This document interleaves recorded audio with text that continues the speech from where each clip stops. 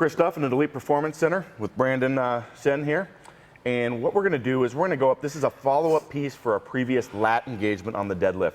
And we're going to show you a method for engaging the lats if you're having trouble, disconnect or just not understanding the concept, or it's a muscle group that you have struggle with. So we use what's called reactive neuromuscular training. And basically we use band resistance against the muscle that we're trying to cue to make it harder, not easier, and it turns it on automatically. We do this a lot with, let's say, a band around the knees while you're squatting, cues glute activity.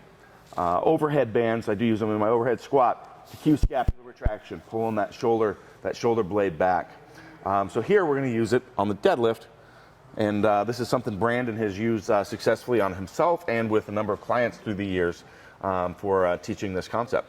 So what we have here is two fairly light bands. Each one needs to be situated at some anchor point at about bar level. You probably don't want this any higher than the bar's actual level. We have one band around each wrist. They're not tight, they're just loose on there.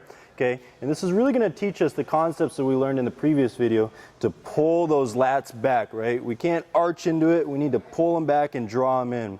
So again, the arm is just a link to the bar, okay? We set up exactly how we would, okay?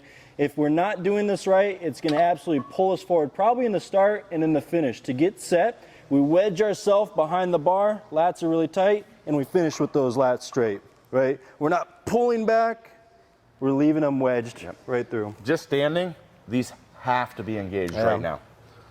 If they're not, you're probably going to end up out here, and you want to just spend some time with it. Again, this isn't something we talked about that we're actually going to train. We might add it in a warm-up, but we're not actually aiming to progress band tension or even bar weight when we do it.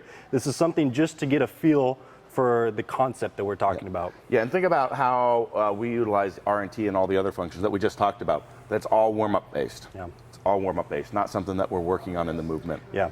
So no progression on the bands. We want it just enough to tell it to fire and turn on. So, all right.